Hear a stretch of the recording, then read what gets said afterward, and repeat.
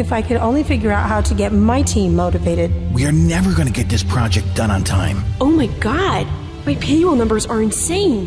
Why are we having all this overtime? Do you have these or similar employee problems? Do you feel like some of your employees are just there for a paycheck? Tired of recruiting, interviewing, onboarding, and training just to find out you must do it all over again? Then it's time for you to find out how to have outrageously awesome employees. Sit back, buckle up, and get ready because we're about to drop a knowledge bomb on you. Please welcome to the mic the host of the show, the man who puts the human in human resources, the 007 of team building, the emperor of employee engagement, Randy Starr.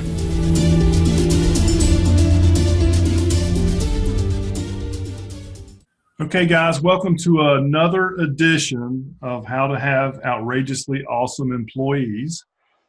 Today, we have a guest. Elisa, you're from the West Coast, right? Yes, I am. Yeah. Elisa Tarrant, Senior Director of Human Resources for Vibra Hospital, is that correct? That is correct, but currently, however, I am doing also a contract for Indian Ridge Country Club. Oh, super. So you're multitasking. Yes, I am. That's a good. Okay, well, again, that keeps you out of trouble. Hey, this is this year, all of the interviews that I'm doing to help other HR folks out are going to be pretty short and sweet. So we're going to get right to the point. But before we do, if you would just take a few moments and tell everyone who's listening a little bit about yourself, the jobs you've held, and that type of thing. Okay, well, I've been in human resources in California for 25 years, and anyone who's ever done HR in California knows it's very complicated and a lot of twists and turns. I started out with land development and worked my way into global energy. I was a corporate human resources director for a global energy corporation for quite a few years. Really enjoyed that, focused on California HR. And then I went into the health and fitness industry where I was a regional multi-area human resources director. And again, that was very interesting, covering different industries with one family ownership. With that, I got interested in healthcare, and that's when I went into hospitals and became an area HR director for Tenant Health and Sodexo Incorporated, which is an international company again, working through Title 22 and all of the regulations for human resources in the healthcare and hospital industry, working then into Vibra and handling a actual startup rehabilitation hospital, which was very interesting, a lot of recruiting, had to do a lot of employee engagement. And now I'm contracted with Indian Ridge Country Club, more of the hospitality industry, still very interesting. The HR director here, the senior director doing their work for them. And, just loving every moment of it. Yeah.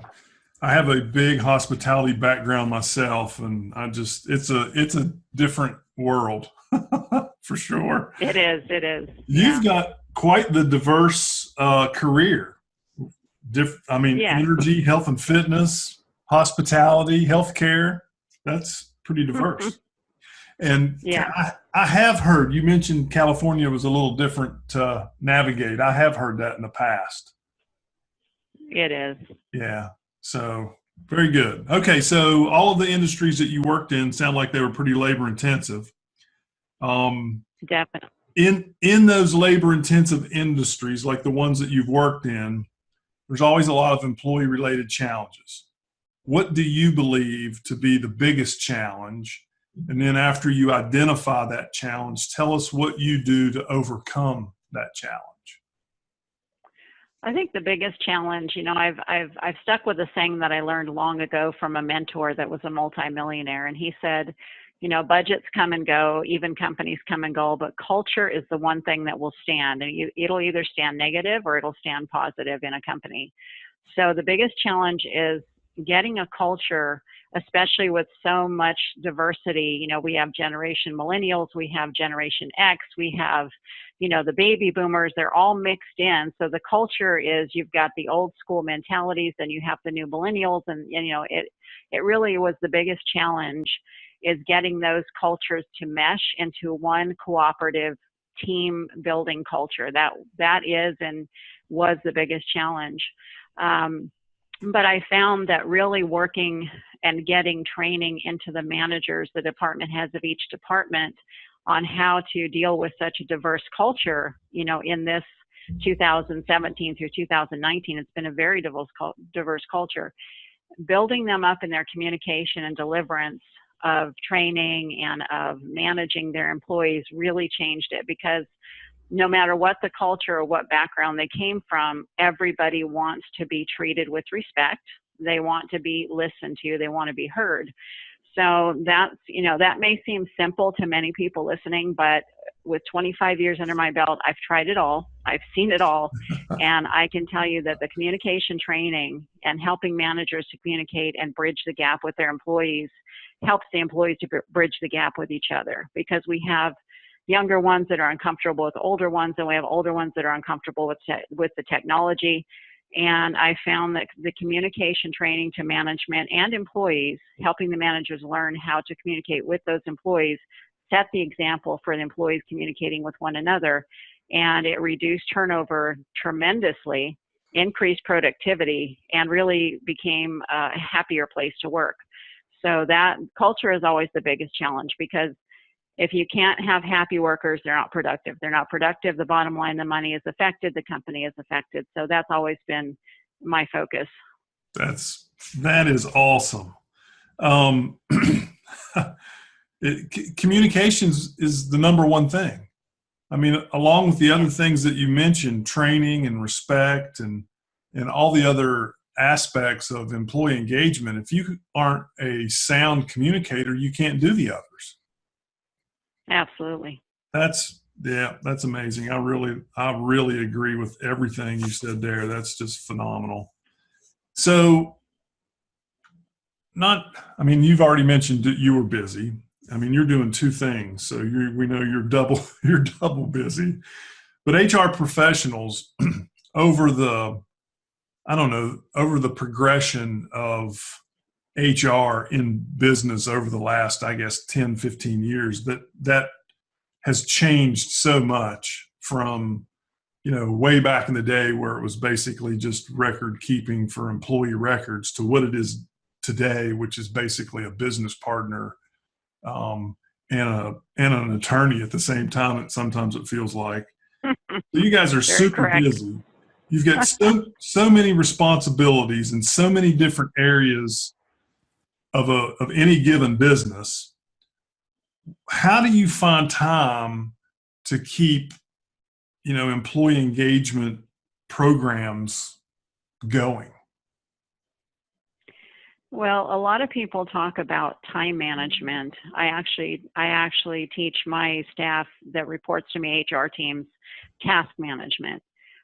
If you get swallowed up in the day-to-day, record keeping and, daily tasks and gazillion emails that you may see, you'll forget about the human part of the human resources. So personally, what I would teach them is, take your tasks, prioritize them, and make sure that you have 2 hours in every day to work on some type of employee engagement, whether it be walking the facility and doing a survey, talking to the employees, whether it be an hour of that is training with the management team, or going to each department each day, spending an hour with the department head, and helping them with programs that will engage their employees, reward programs, employee of the month programs, anything that will promote and really incentivize employee performance and employee communication. And then, of course, monthly, I would train them, and I do this myself, to go and talk to the managers and have them give that survey to their department employees, and have them do a monthly meeting asking them, where could we improve? What would you like to see change if we can change it? And really get the input, and then actually post the action plan in the employee break room, so that they see, this is the action plan. We heard your questions. We heard your input. This is the actions that we're taking to get to that point. And I've noticed that putting that on paper where everyone can see it, not just memos between managers and emails, and they can read the actions that senior leadership is taking, it builds trust. And that's really gone a long way for employee engagement. So it's making sure that you do your daily tasks so that you leave minimum 1 hour a day for employee engagement. And sometimes people might think, well, I'll be there till 10 o'clock. Not really. Even as many hospitals as I covered, which was up to 6, you just have to learn what's priority. And I think that's something that the seasoning will do after a while. But it's important to have that 1 hour a day that you focus on employee engagement plans and programs and working on that with the management team. That's great. Yeah, that's you have to pretty much budget the time. Otherwise, it just gets shoved to the side and nothing. It does. I think that's great that you post your action plans in the break room. Yeah, it helps a lot. Yeah, it probably helps them, meaning the associates, the employees. It helps them take ownership of it. It does. It helps them take ownership, and it helps them see that we're being transparent. And no matter what age you are, you appreciate when people are being honest and transparent. It builds trust. And when you build trust, you build loyal employees. When you have loyal employees, you have good performance and good engagement. Yep. Agree. Super. What type, other than what you just mentioned, which is I would consider that to be a program within itself, putting the action plans up, but what other types of programs do you prefer to grow employee engagement within, I guess, either the 2 organizations you're working with now? And after you identify that, do you see these programs affect the employee engagement scores on your surveys?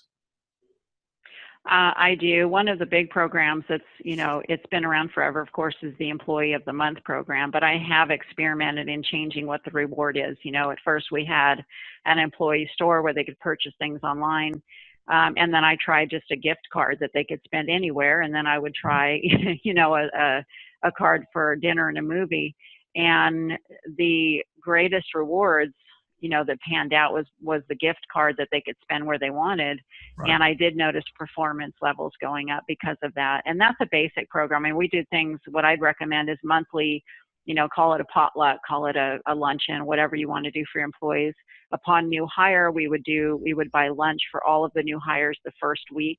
Maybe some companies can't afford to do that. With hospitals, they have a cafeteria, but right. You could provide maybe one lunch in that week. But there's weekly, monthly, and quarterly things that you can do and be creative. There's literally over 400 programs out there available for employee engagement and rewards. Wow. And it does definitely increase productivity. Yeah. So how do you do the Employee of the Month? And I think everybody's familiar with that program. How do you choose the employee that receives the recognition for that month?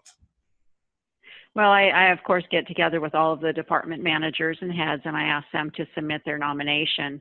And we base it on, attitude, of course, is a big thing, communication, because we really, we try to push that a lot of companies will base it just on attendance or, just on performance and job duties. Of course, we factor those things in, but the big thing that we really stress is the communication and behavior. Yep. Because again, with attendance, if it's not, as long as it's not egregious, it could be maybe their child was sick.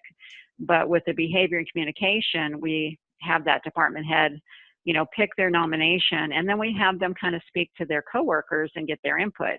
And if that's supported, that, oh yeah, they're wonderful, they're awesome, then they are nominated. And we will usually nominate one person in service and one person in admin or a non-exempt and exempt employee. And then of course they get their picture, they get a plaque, special parking place, they get their, their gift card, and of course a big celebration and lunch for them. And it really goes a long way. It's very basic, but it works very well. Yeah. Sometimes basic is the best. It is sometimes. Simple and not complicated. And this is how it works. And gives them a goal to reach for. They know what they have to do. They know how they have to behave to be nominated. So yeah, that's good stuff. Right. Okay. So this is the last question I have for you. I know you're wanting to get back to work. I enjoy this really. Yeah. Currently, across our nation, we are experiencing some historical low unemployment rates. Right. Has this affected your retention? If so, how? And what do you do to attempt to reduce your turnover? It hasn't affected retention in the hospitality or the healthcare that I was in. It has affected it before when that happened. But what I did in past times when it did affect retention is we would do the exit interview, and if there was any possible way that we could save that employee, maybe it was just they needed 50 cents more an hour, or it was a pay issue, we would try to match that. Of course, I know companies have budgets, but it's more costly to separate an employee, hire a new one, run backgrounds, and orientate them than it is just to offer them the raise that they're looking for. And how I remedy that. Normally, that's what it's been. It's been competitive because of a wage. Right. Very rarely it's competitive because of the workplace itself, but that had been the case a couple of times. And, I've transferred a couple of employees to a different department. Maybe they just didn't do well with that manager, but they were good employees. So it's kind of a case by case, but I would say 9 out of 10 times it's a wage issue. So I would recommend that, again, it's easier to give them that little bump in their pay than Right. to have to train and onboard a new employee. Right. I would agree. And do you know off the top of your head what the average is for in healthcare to turn an associate to replace someone? The average is about, well, for healthcare, there's quite a few backgrounds you have to run. It's about 2,600 Wow. to do that. And that's just for the onboarding. Then the training, depending on the position, could go anywhere from 1 week to 4 weeks. If it's 4 weeks of training, you're looking at about $7,000. Yeah. So it's pretty costly. Yeah. I spoke to another HR professional the other day in hospitality, and they were at 4,000 for recruitment, onboarding, training, and uniforming an associate was right at $4,000. So at 50 cents an hour, it'd take a long time to get to that. Right. Yeah. Right. Yeah. It's and then again, you have the employee that's been there. The other coworkers know them. I mean, there's a whole Right. lot of factors involved. So it's always better, if it's not a bad employee, it's always better to try to save that staff member and keep them on board. Yeah, agree 100%. Very good. Elisa, thank you so much for your time today. This has really been great. You have really given some great feedback on these topics. So I appreciate your time. Thank you again very much. We're going to call this make this a wrap. We're going to call it a wrap.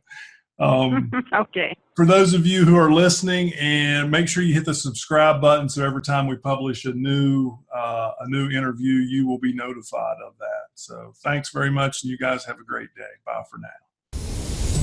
Thanks for hanging out with us. Please feel free to contact Randy with any questions about team building or employee engagement issues. Subscribe to this channel so you'll be notified when new episodes are published.